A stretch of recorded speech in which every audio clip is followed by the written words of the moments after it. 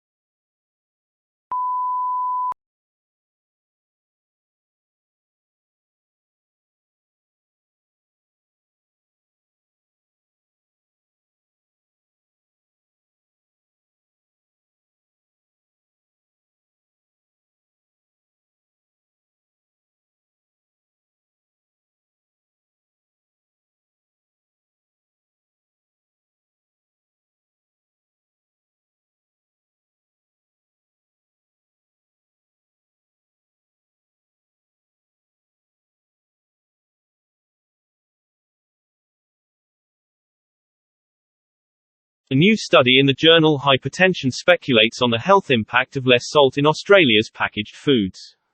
Reformulating packaged foods available in Australia to contain less sodium may save about 1,700 lives per year, according to a new study.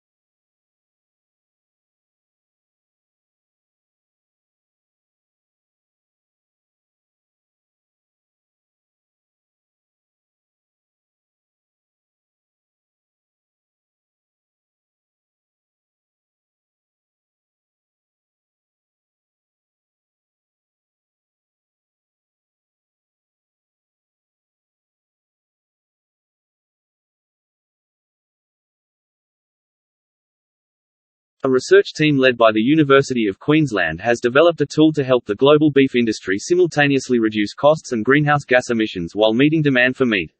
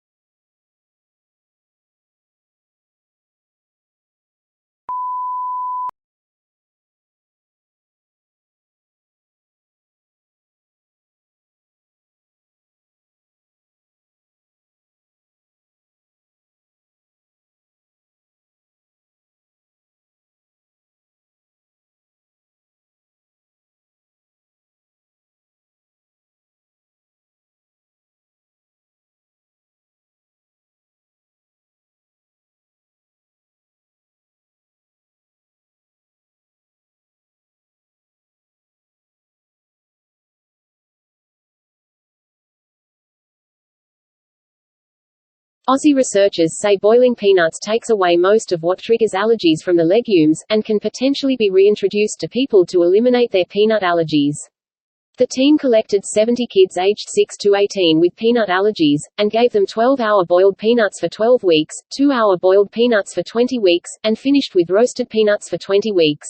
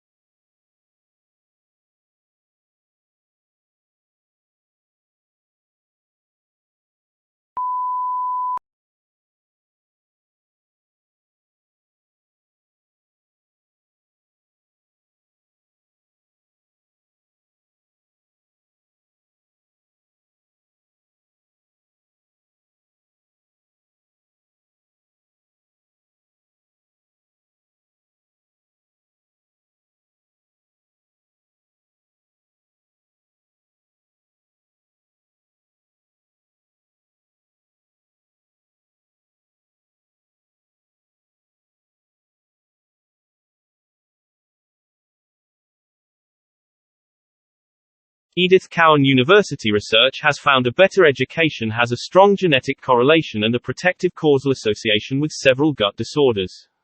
We've long known education is important for many aspects of life, but now a new benefit has been discovered: it can look after your gut health.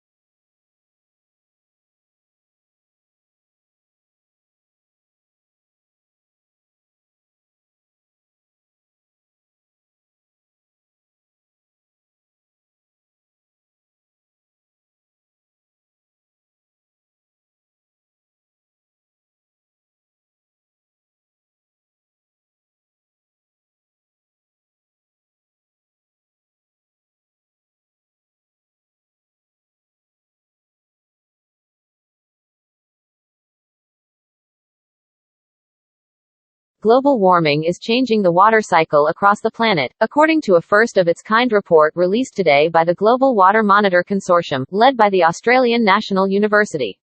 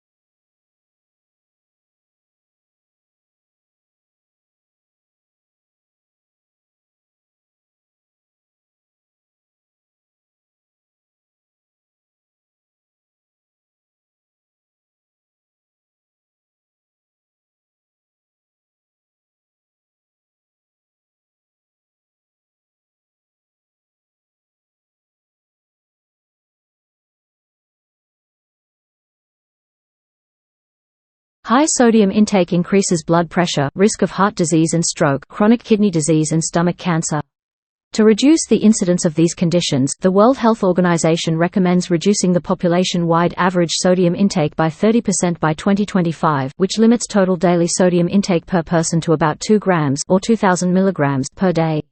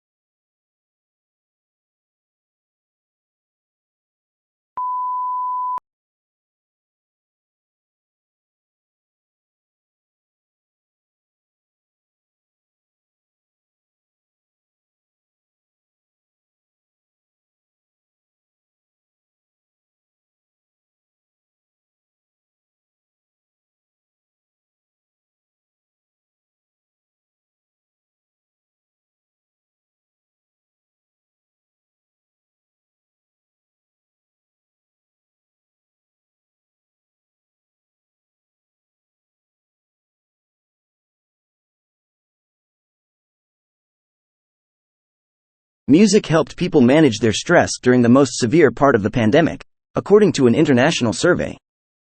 The researchers followed the music listening habits of hundreds of people in Europe in mid-2020, who self-reported how much music they were listening to and how stressed they felt over the period of a week.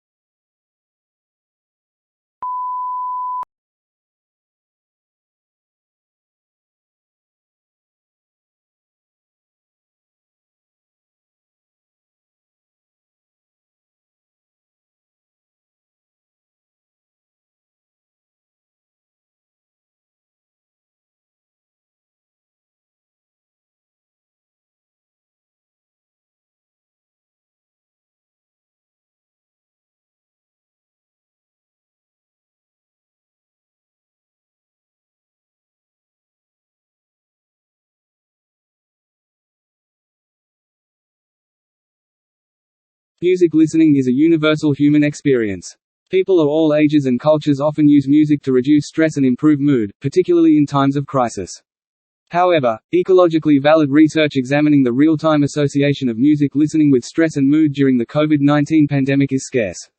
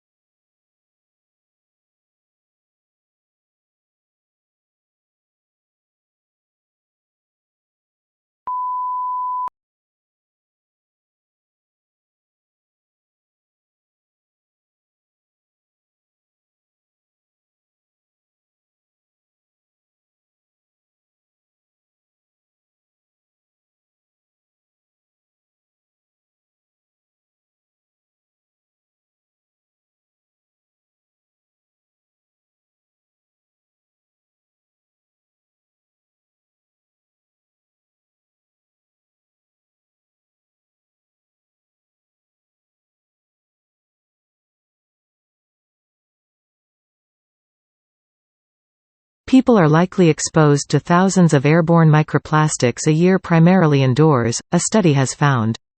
Published in Environmental Science and Technology, the study investigated the abundance, distribution, form, and possible sources of microplastics in indoor and outdoor sites in Sri Lanka, finding concentrations between 1 and 28 times higher indoors.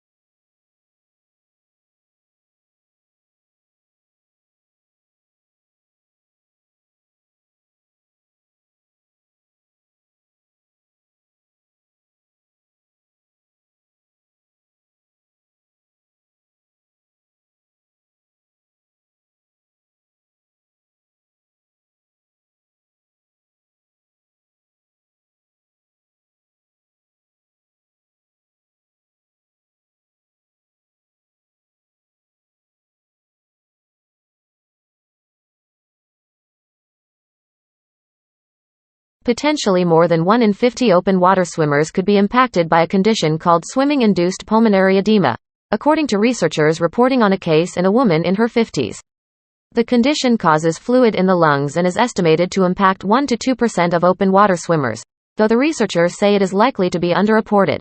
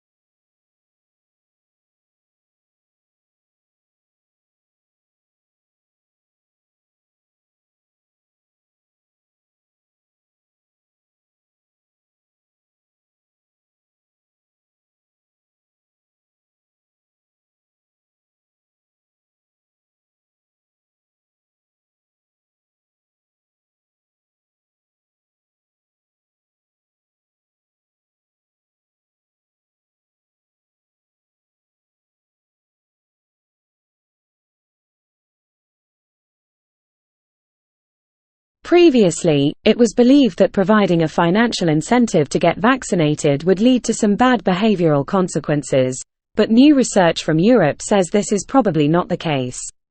The team offered over 5,000 people in Sweden money to take the first dose of a COVID-19 vaccine, and say that the cash did not affect the timing or likelihood of them getting their second or third jab, even though they were payment-free.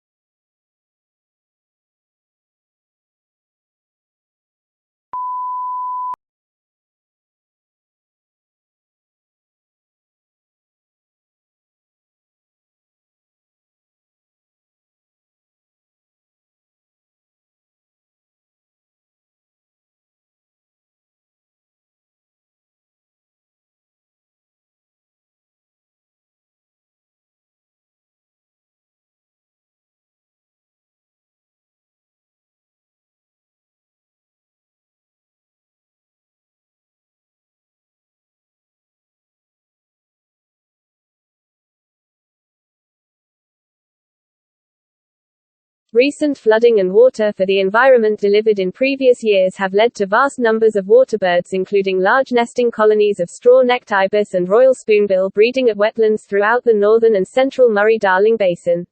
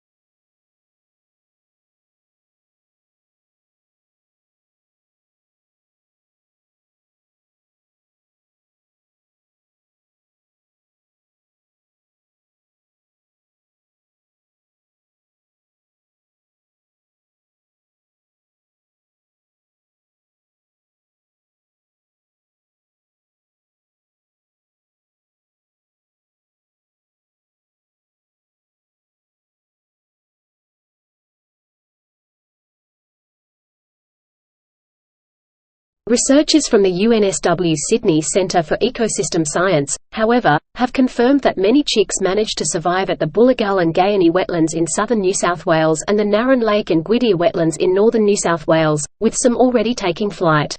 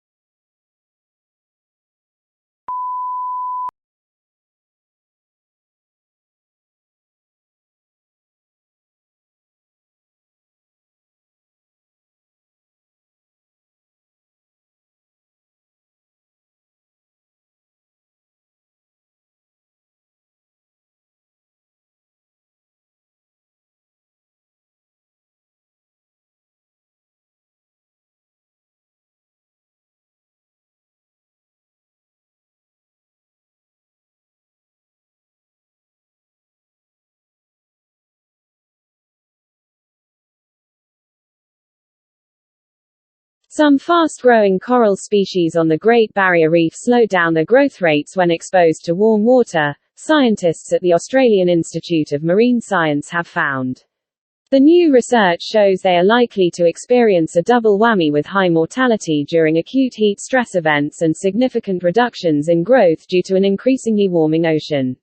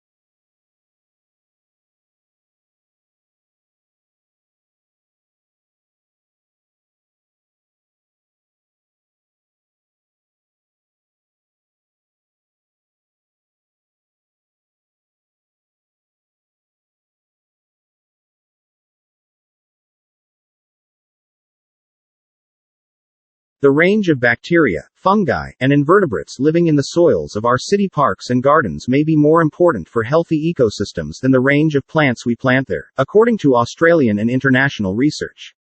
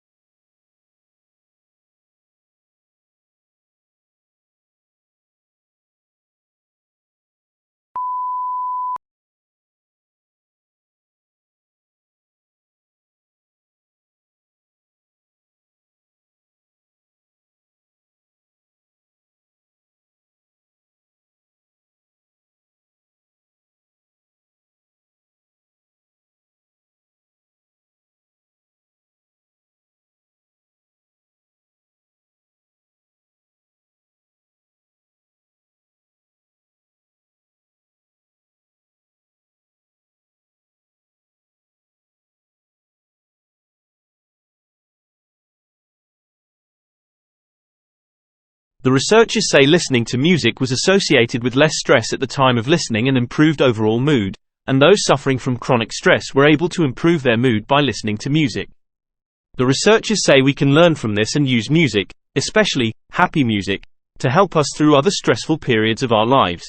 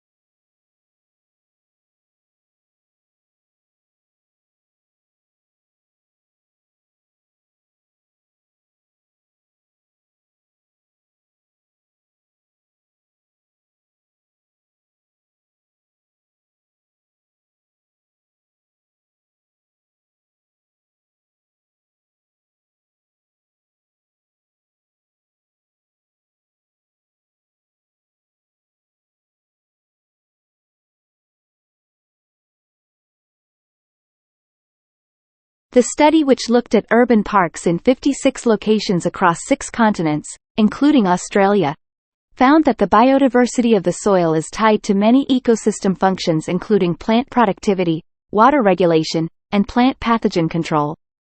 Unexpectedly, the study found that plant diversity had a limited role in explaining the ecosystem functioning of city parks.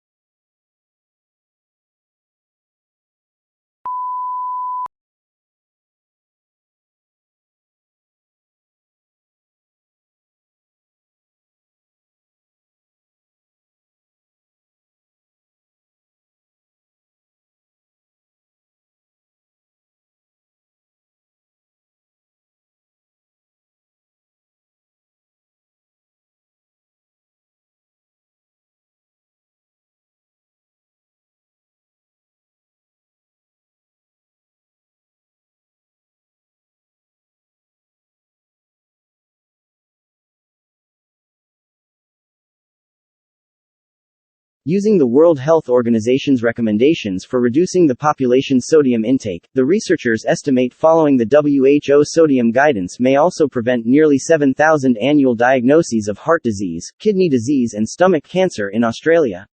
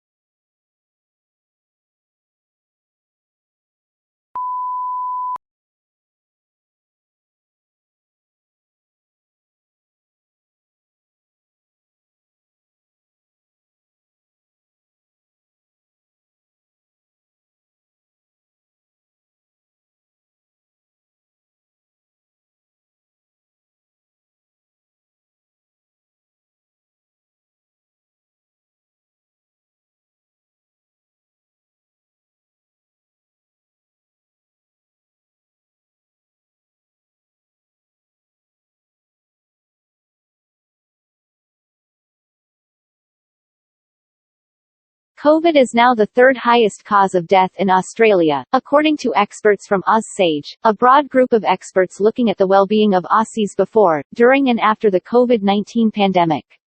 The group has provided a comparison of the causes of deaths in recent years and says it is clear more needs to be done to reduce the excess deaths from COVID.